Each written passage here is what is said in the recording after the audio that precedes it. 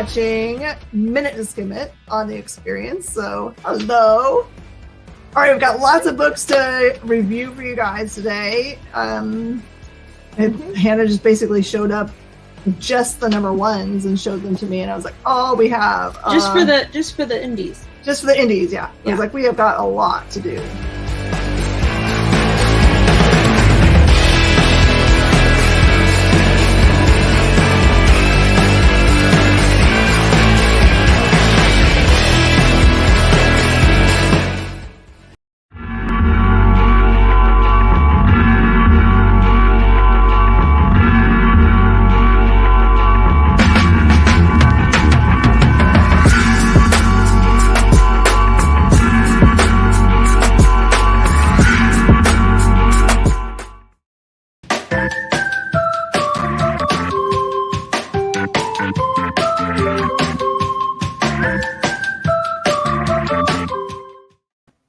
Hey, good evening, everybody, and welcome to the Dan Wickline Show. I am your host, Stephen Armani.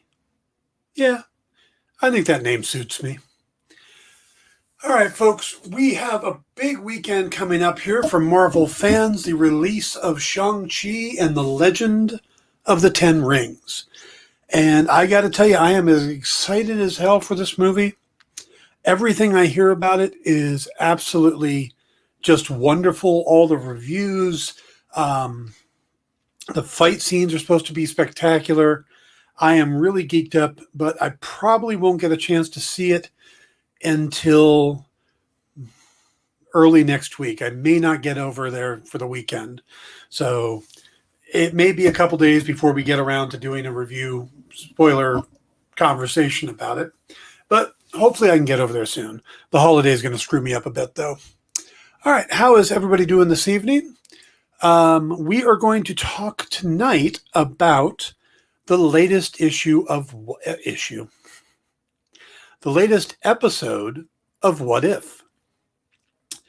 And man, is it dark. I watched it at midnight on Tuesday night, Wednesday morning, and immediately went out to social media, and that's all I could say about it was dark as hell. Hey, JD, did you see it? You can put your mic on. Come on.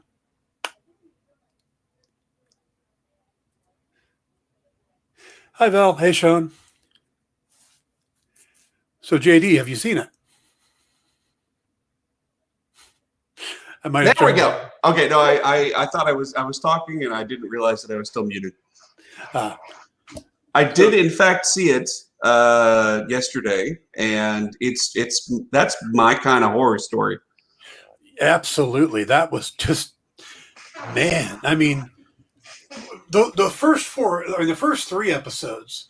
That first one was very light and fun. They had the little swing montage as they were doing the fighting, and then we got the little sad ending of, oh, they're not going to be able to be together. The second one, we've got the bit, T'Challa makes everything better in the world. And then we just happen to get the little scene with Ego and Peter at the end to give us that feeling. And even in the third one, where all of the Avengers get killed, we still have a little bit of hope because we still have Captain Marvel and Captain America and Nick Fury. This one was bleak. I'm sorry if you don't. I might be chiming in again. I was going to say. I mean, I do like stories where it does show like the irrevocability of bad choices. It's like sometimes there's no safety net if you decide to go over the edge. Yeah. Yeah, this probably felt like the most like a real What If issue from the comics. Definitely that feeling. But yeah. All right, before we go any further, JD, will you run the spoiler banner for me?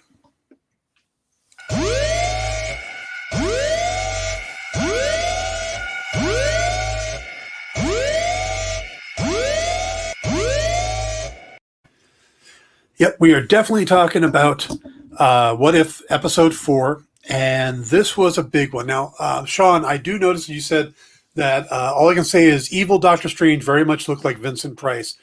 I agree, and I think that is absolutely awesome.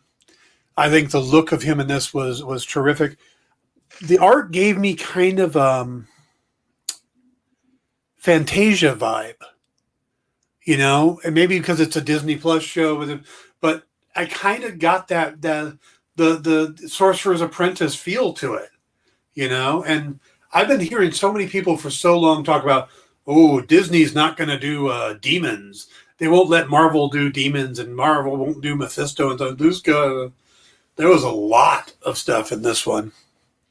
But I thought the setup of it was pretty interesting because where the first ones, they talk about it being a single moment that changed everything. Peggy Carter not going into or not going upstairs instead of staying in the experiment area. In the second one, Yondu letting T'Challa or letting Taserface and Kraglin, hard to remember those names. Kraglin do the getting the kid. Even the third one with Doctor Strange, the choice was Hope joining S.H.I.E.L.D. It's hard to figure out what the choice was on here. Was it simply the matter that Doctor Strange remembered to add creme brulee as part of the offering for the talk? I mean, it seemed like they were having a genuinely romantic relationship between the two of them. Yeah, Jay, this one definitely surprised me too. Shocked me. But I really liked the relationship that he was having with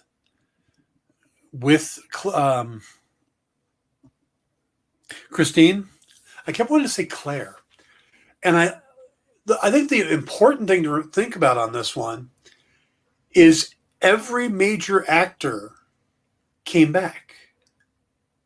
Tilda Swinton, Benedict Cumberbatch, Benedict Wong, Rachel McAdams.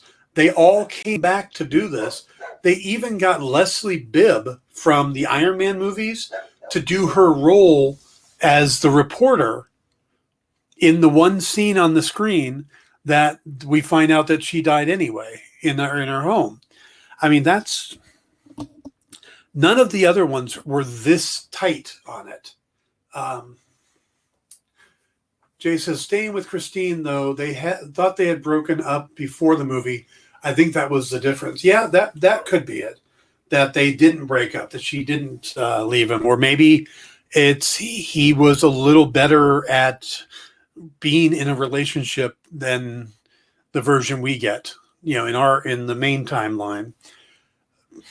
Yeah. I mean, he does seem to really care about her to the point of extreme, but I thought that was pretty interesting. Another thing I really thought was interesting is the introduction of Obeng. Now, if you've been watching any shows online, any breakdowns and stuff, you probably realize that in the comics, Obeng is another name that Cagliostro uses. So the librarian of Cagliostro's library, the librarian of the Library of Cagliostro. There, we'll go with that one. That's Cagliostro. That's Obeng. He's the same guy. And it's interesting that they bring that character in now, because one of the things they talked about was there wasn't going to be any new characters introduced in the What If series. That's one of the things they talked about. But we've never met Obeng before. Ike Amadi, I mean, to the best of my knowledge, he's not been in the MCU. So this is like an introduction of this character, and he's big in the history of Doctor Strange. So that I thought was interesting. Plus, we get what appears to be our second appearance of Shumagorath. I mean, that tentacle monster looked pretty much the same as the one that Captain Carter fought. So were we looking at the same creature? I'm thinking we are. I'm thinking that's going to be a big tie into Well, it depends on where this whole series is going, but there's a good chance Shumagorath is going to be the big bad in Doctor Strange and the Multiverse of Madness. So we're getting a couple of visits from him early, and I say him. He's an interdimensional demon, so I'm not sure gender works the same, but there was a lot of details in this. There was a lot of simple things, but it was such a heart-wrenching episode. Yeah, I mean, just surprising how dark it was. There and it may have hit a little more home for me, just because my girlfriend was in an accident a couple months ago and was hurt. Her car was totaled. So the idea of a car accident, someone you love and stuff like that, yeah, that one just hit me straight on. So I thought it was interesting that, well, something else that was interesting is they're kind of rewriting the way time travel works, because it's like the way the Hulk and Iron Man came up with. She is, Sean, thank you. She's doing a lot better. Her mainly was a wrist injury, but she's doing a lot better. Oddly enough, this is going to sound horrible. She was in a second fender bender shortly after that. She wasn't driving, so she's had a bad month, but she is doing okay. Anyway, so they're kind of rewriting the way time travel works, because the way it worked for Iron Man and Hulk was they would go through the quantum realm and come out where they wanted to go, where the time stone can just kind of blip wherever you needed to go. On the other hand, it only works in the universe. So it can travel through time, but it can't travel to another universe. Because, again, we learned in Loki that the Infinity Stones don't work outside of the universe they were created in. So that means that all of that took place in that one universe, which was pretty damn interesting, actually. Jay says, reminded me of the Guy Pearce movie, The Time Machine. I think where his character keeps trying to save his fiancée, but she keeps getting killed. Yes. And this is not a new trope. This is something that has been done quite a few times. Another comparison I've been hearing is the movie Groundhog Day with Bill Murray. There is the old bum guy that he keeps trying to save and trying to save and trying to save, but he always dies. If you're a Doctor Who fan, their reference to it's basically a fixed point in time. It can't be changed. So no matter what you do, this event is going to happen. And I think what made it a fixed point in time was this accident in this universe is what sent him on the path to learn the mystic arts and led to him stopping Dormammu, which was kind of a galactic or a universal thing within the universe. So I don't think it would allow him to undo that, because if he wasn't there, then everything would have been destroyed by Dormammu. So kind of interesting. This was the first episode where they played with the concept of an absolute point, which is what I believe it was called. Yeah, I think it was called an absolute point. I'm used to it being referred to as a fixed point in Doctor Strange, I believe it is. But yeah, and I wonder if there's are there any other absolute points that we've come across that we just don't know yet? Sean says the other episodes were just a what if that happened instead of that, it seemed. I agree. The first two really just felt like, hey, what would happen if it was T'Challa instead of Star-Lord? Or what would happen if it was different became Captain America. The murder mystery one fascinated me, or the Hank Pym one, because it was such a different type of story, and that's probably still my favorite episode. But this one was really good. And there's a lot of things in there that you have to start wondering if it's going to come back to play in the main timeline. So, something to think about. Before we go any further, though, I just want to remind you guys, please hit the like and subscribe buttons if you haven't. We are trying to grow the YouTube channel. So if you're on Facebook and you haven't hit the subscribe button on YouTube, we'd really appreciate if you could do that. We're trying to get up to 1,000 subscribers, in which case YouTube opens up a lot more tools, which would allow us to do a lot more things that we really want to do to grow the network. So if I see most of you are on Facebook, but if you have a YouTube channel and you haven't subscribed to us over there, please do so. It would help us out greatly. Thank you. Okay, so JD says, no, I think the point was that if she lived, he wouldn't have ever gained the ability to travel time and save her. Like the old, what if you built a time machine and went back in time to kill your father so that you were never born? What happens? This episode says reality collapses. Oh, that's an interesting theory, JD.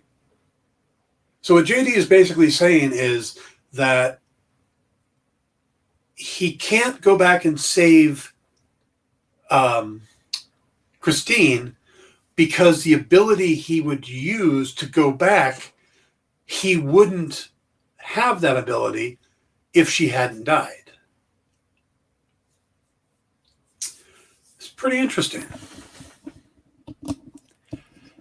Yeah, I might need a whiteboard for that one. Let's see. First thing you do is I don't know if Marvel's time travel works with paradoxes like that.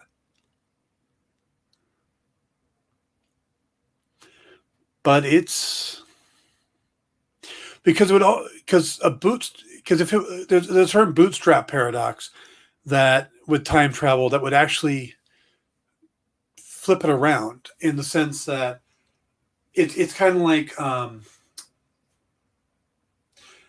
Bill and Ted's Excellent Adventure, where they realize they need the keys to the car.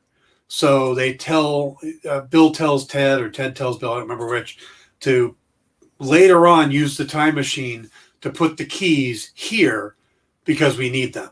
Once we're done, do that. And he does that so then they have the keys. That's considered a bootstrap paradox. So if he saves her and remembers it and then still commits to learning, I think that would be the way out of that. So, because the way Marvel works is you can't change your own future.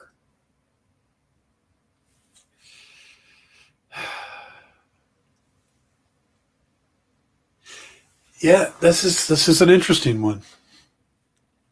Well, it didn't work anyway, and it destroyed the universe. Now, there's some interesting things about this episode.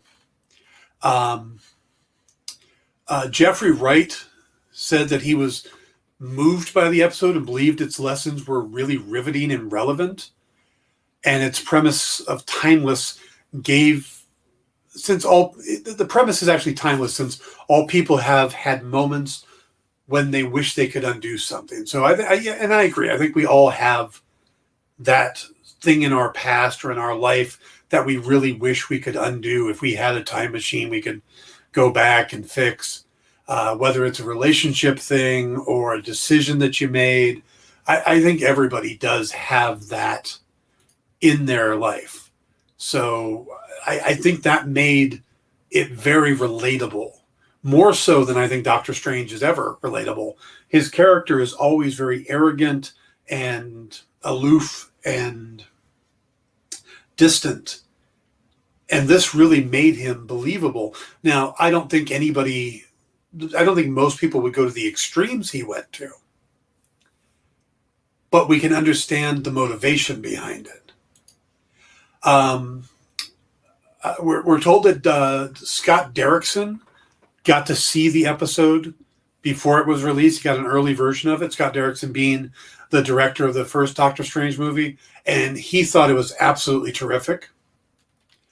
A.C. Bradley, the writer of the episode, was actually kind of scared to do the story because of the heavy themes of flaws and tragedy. But she said ultimately she found it a very rewarding experience as they got to play around with why does loss hurt as much? And because it all comes down to love, only the things we love can hurt us, which is such a deep idea that we can only be hurt by the things we love. Yeah.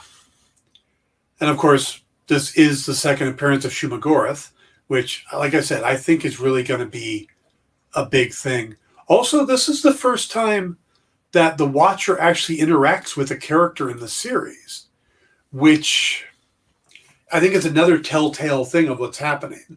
If you'll notice that as the series progressed, he's gotten more tangible.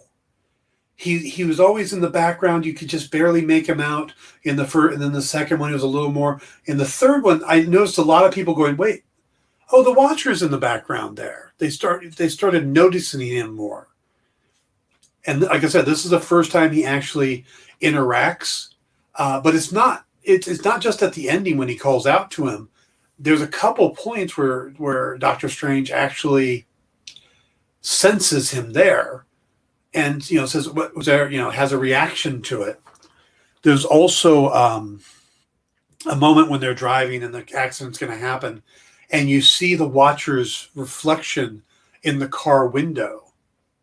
And it looks like Stephen is actually looking right at the Watcher. Like he recognizes he's there. So I did have one... I don't want to say complaint,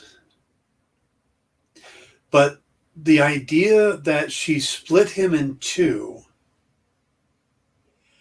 and one kept going and the other one went back to when Wong warned him not to do it, which, by the way, that does seem to be Wong's job, is the Jiminy Cricket character. He basically goes up to Stephen going, "You don't want to do that. I'll make some tea. No, you don't want to do that. That's a bad idea. Don't cast that spell." And then he leaves. Have you noticed that? He gives a warning, then he leaves. He doesn't stick around to go, I'm telling you, it's a bad idea. Stop, put that down. Put that down. He doesn't do that. He just says what he has to say, and then he leaves the room. That's not very helpful. Stick around. Make sure he doesn't do it. Damn, Wong.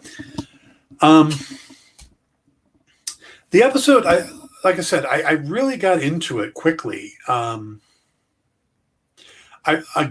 Just watching him and Christine interact, I think would have pulled everybody in because we never got to see that. We never got to see the affection between them. We saw bits of it, but never an open affection.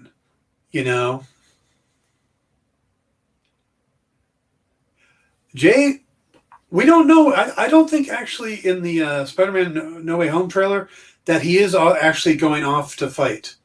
At least not at that moment, because he's taking luggage with him, and he looks like, if you look in the background, there's a shape of like a little pagoda or building that is in Carmitage. So it looks like he's just heading back to Carmitage. So, by the way, there's some interesting, I probably should get to those later, but there's some interesting things that you notice about the Dark Doctor, or Strange Supreme, as I think what some people are calling him, that may tie into the Spider-Man No Way Home. But, well, I'll go ahead and bring him up now. If you watch the trailer again, since this character lost his heart, not his hands, and because he had better use of his hands, his magic grew faster. He was able to do more intricate stuff early on. There are no scars on his hands. If you look at the trailer for Spider-Man No Way Home, we don't see the scars or the shake. Even in Endgame, when he puts up his hand, he puts up the number 1 to symbol or to tell Tony, this is the one way. His hand shakes still because he doesn't have the fine motor skill or control of his hands anymore. But if you watch the No Way Home trailer, you're not really seeing those handshakes. You're not seeing the scars on the back of his hand. So, thank you, Jay. So, again, a lot of people have been saying maybe that's not Doctor Strange. Well, maybe that's not our Doctor Strange. Because it sure looks like this guy survives in the end, tucked inside that purple, almost like the Power Stone. I mean, it's not, right? And even if it wouldn't be our Power Stone, because Power Stones are created in the only good in the universe that they're created in, right? So something to think about there. But yeah, maybe that's not Doctor Strange in the Spider-Man trailer. Maybe that's this Doctor Strange. Maybe there's 2 Doctor Stranges, which would be interesting. Or is it? Dun, dun, dun. Yeah, Jay. By the way, guys, what did you think of the episode? Are you liking the darker tone that they've got to, or did you prefer the more lighthearted, fun ones that we were introduced to? Because it does seem like Marvel went, hey, look, this fun new series. Oh, yeah, it's a fun series with a little thing at the end. And, oh, we got dark, and everybody we love got killed. And, oh, my God. It does seem to be the 4 episodes, which I'm not sure what the next episode's going to be. We know of 2 different things that they're doing. Well, we know of 3 that they still haven't done. We've got what they call Party Thor, or what if Thor was still, was banished to Earth but was still worthy. We've got what if Killmonger saves Tony Stark. And then we also are going to get another Gamora who wears Thanos' armor. So those are at least 3 episodes. Plus there's the zombie episode we're supposed to get. And we're supposed to get, 9 episodes total? So at some point, these characters all come together to face what looks to be like the ultimate Ultron. Ultron with the Infinity Stones and Vision's body. Yeah, that would be 9 episodes. But we don't know what the next one's going to be. I've had some people say it's Party Thor, and I've seen other people talking that it's the Killmonger episode. I think it's probably Party Thor because I think we need a little palate cleanser after this last one. It's like we went a little dark. Let's turn it back to Party Thor. That'll be a better idea. So, all right, we have hit the halfway point. So we're going to pop off, do a couple commercials, and then we will come back and continue our discussion about What If Episode 4. Be right back.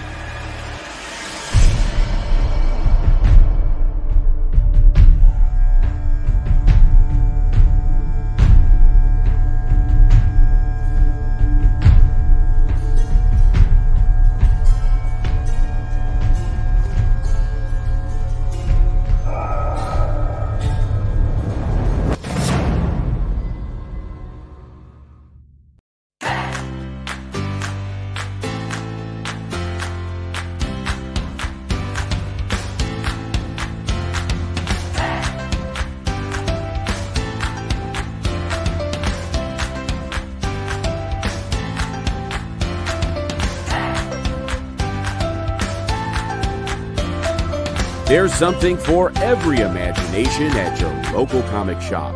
Visit ComicShopLocator.com to find a store near you.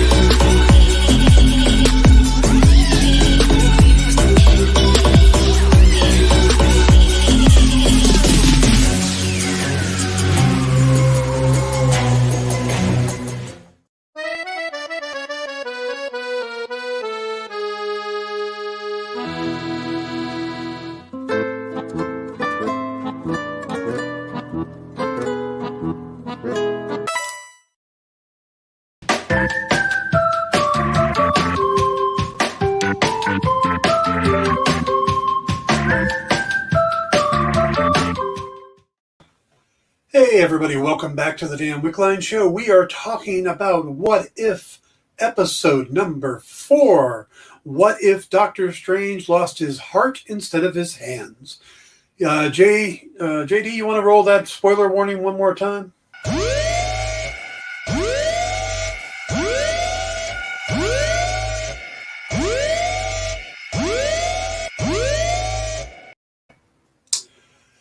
Oh, Jay asks an interesting question. What if story would you want them to do?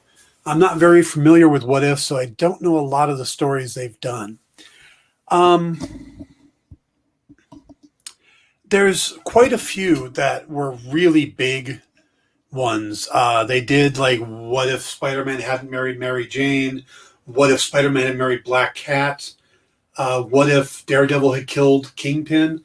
Those were all really big ones when they came out, and kind of led to stuff coming into the main Marvel universe, Marvel comics. By the way, all 3 of those were written by Danny Fingeroth, who I had the pleasure of interviewing just last week.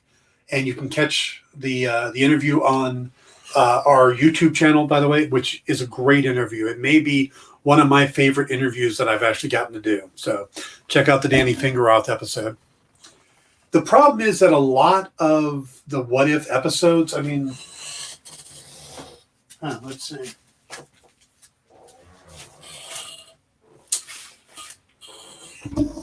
You asked, Jay. So let's see. What if Steve Rogers refused giving up Captain America? What if the alien costume had possessed Spider-Man, which currently is the book Spider's Shadow right now? What if the Vision had destroyed the Avengers? What if the X-Men lost Inferno? What if Wolverine was an agent of S.H.I.E.L.D.? What if Iron Man lost the Armor Wars? I just been catching up on reading some of these. What if the X-Men died in their first mission? That would have been a fun one, wouldn't it? What if the Punisher's family hadn't been killed? Would we even have the Punisher? What if the Fantastic Four all had the same power? They were really desperate for stories on that one, I think. What if the X-Men had stayed in Asgard? That would have been interesting. What if Professor X of the X-Men had become Juggernaut? What if Captain Marvel had not died? This, of course, being the original Captain Marvel, not the Carol Danvers one. What if the Fantastic Four had lost the trial of Galactus? What if Wolverine battled Conan? I think we kind of have that now. Aren't they both in the Avengers currently? This one's interesting. They won't do it, but what if Kraven had actually killed Spider-Man in the Kraven's Last Hunt? What if the Fantastic Four battled Doctor Doom before they had their powers? What if the Vision conquered the world? There we go. What if Spider-Man had not married Mary Jane? And, of course, the immediate follow-up was what if he had married the Black Cat? What if the Silver Surfer had not escaped Earth? What if the all-new, all-different X-Men had not happened? Well, it hasn't happened in the Marvel Universe or MCU yet. What if Wolverine was a Lord of the Vampires? I don't remember if they had done that one. If they had done what if Loki had inherited Thor's powers and hammer. They might have. I don't have all of the books. Yeah, some of these are so specific to the comics, but what if Punisher had killed Daredevil? That wouldn't have been a good day at all. What if Namor had joined the Fantastic Four? What if Captain America had there we go. What if Captain America had led an army of super soldiers in World War II? I think it would be a much shorter war. What if Captain America had formed the Avengers? It's a very different team. Because it looks like you got a Punisher in an Iron Man suit, Wendigo, Giant Man, who may be Bill Foster, and Namor. What are some of these? What if Spider-Man had kept the cosmic power? What if Phoenix had not died? That's always a favorite. What if Phoenix rose again? I think she already has. I don't know what the hell this one is. What if no one was watching The Watcher? That cover alone.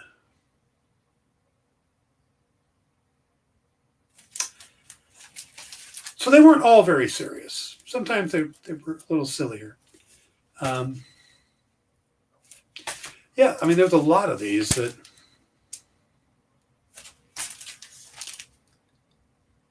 What if the Watchers saved the universe? This may end up being the most important one. You know, because that might end up being what the final episode of this series is what does, you know, the Watcher getting involved. And I think we're leaning towards that because, like I said, he's becoming more tangible. He's becoming more connected, you know, and it's all the ones that we're currently seeing look like they're going to be the ones that come together to form the Guardians of the Multiverse. So, yeah, Sean, I love that cover. What's funny is most of my comics are in storage, nowhere near my house. Hey, Flashback, how you doing?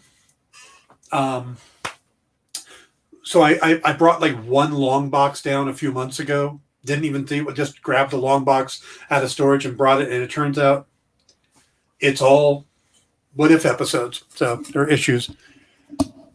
Well, thank you, Flashback. Let's see. It did show T'Challa being in a few episodes. Yeah, and the report is that 4 episodes is what we've been told. That Chadwick Boseman did add his voice to 4 episodes. So I'm assuming he's going to be in the one that the T'Challa, the Killmonger one.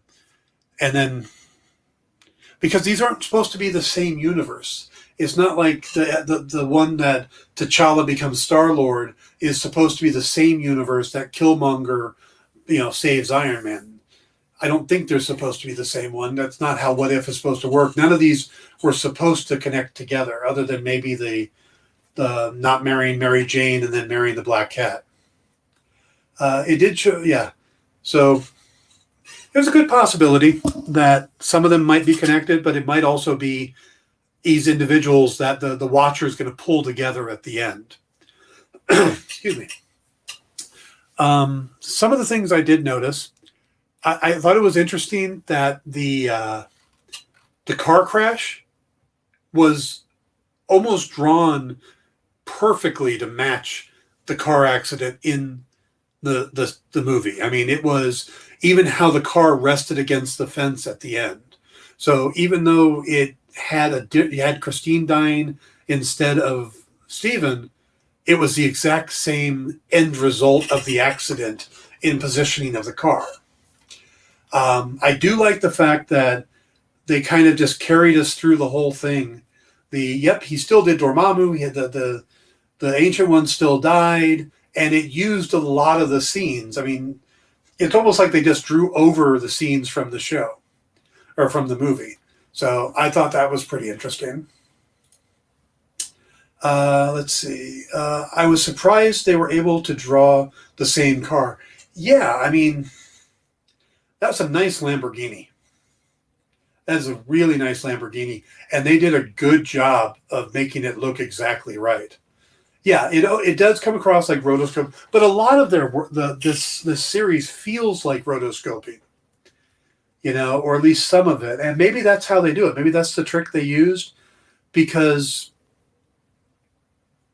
a lot of times the characters look spot on. And then you have Abraham Erskine in the first episode, who looked nothing like Stanley Tucci did in Captain America and the Winter Soldier. Captain America and the First Avenger. So, but I think they do a really good job with the likenesses most of the time. When it's somebody kind of iffy, that, you know, they kind of tone down how much it looked. Schmidt looked like Hugo Weaving, because they didn't bring him back and he's not really connected to the MCU anymore. But normally the looks are very close.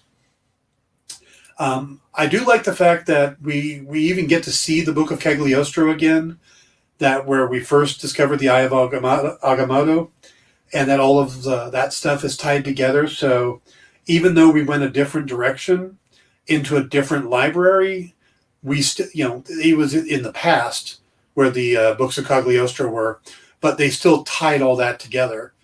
And the fact that we're already with Doctor Strange being the Sorcerer Supreme, I don't know if, do you guys think that the first movie ended with him being the Sorcerer Supreme yet? I mean, I know there wasn't one, and he's likely to become it, but I didn't get the impression at the end of the movie that he was just suddenly anointed Sorcerer Supreme, that there was still a learning process to go, that he still had a ways to go. Yeah, it didn't feel like it, right?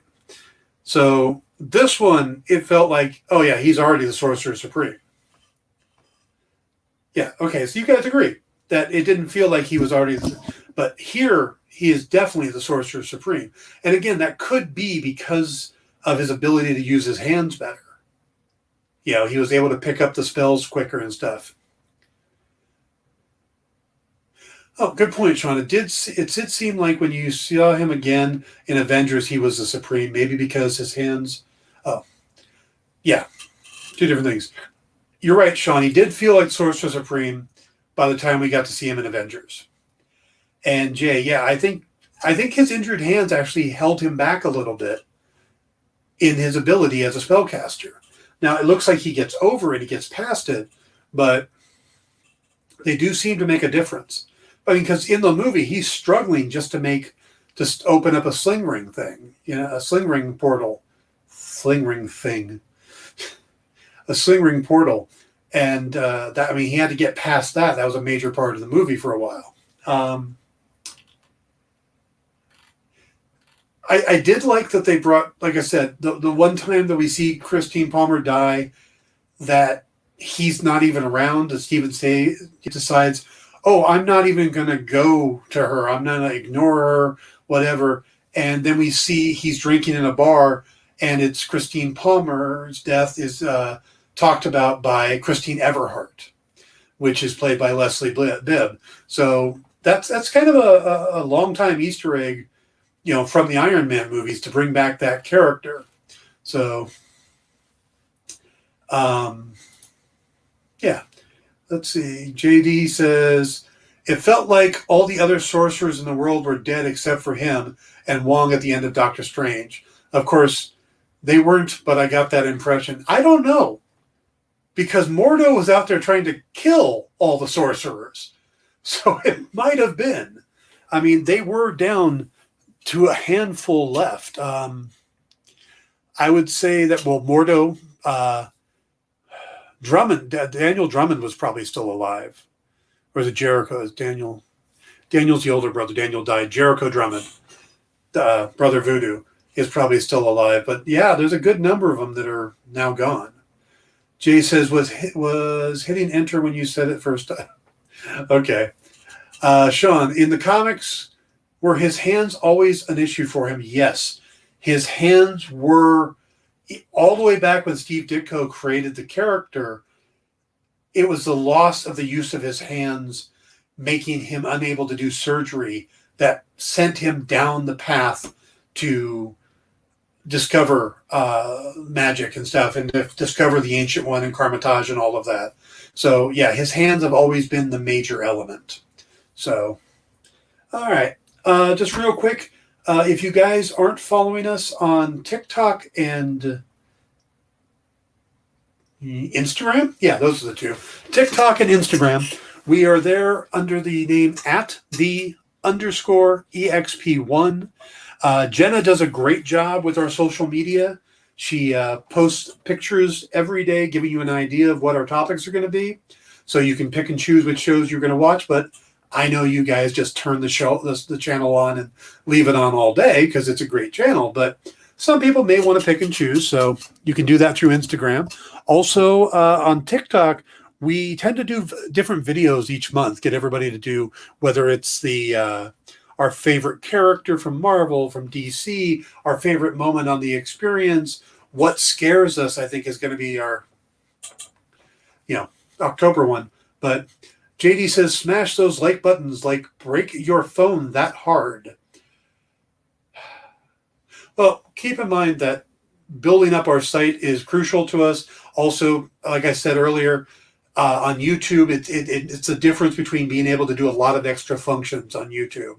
So if we get to that 1,000 follower threshold on YouTube, that's going to be a big boost for our show, allowing us to do a lot of things that we can't currently do. So again, if you are not following us on YouTube and you would take the moment just to subscribe, we would greatly appreciate it. Okay, let's get back to talking about Doctor Strange. Now, there's a theory that this kind of proves what the Hulk was saying in Endgame about time travel. Kind of like another thing, this is almost like Final Destination, but with capes. And that's kind of what Bruce said in the argument, where he believed that traveling back in time couldn't change the future because the past then becomes your future. Though, yeah, he didn't. Yeah. So I know that was confusing when he said it, but it does work. But again, also Obeng is kind of interesting. We get to see him, and someone pointed this out, and I wonder if it's true. I can't take credit for this one. But when we look at Obeng, he's got two different colored eyes. And there was some other things going on too that kind of makes it feel like they were hinting to us that Doctor Strange had been split into two.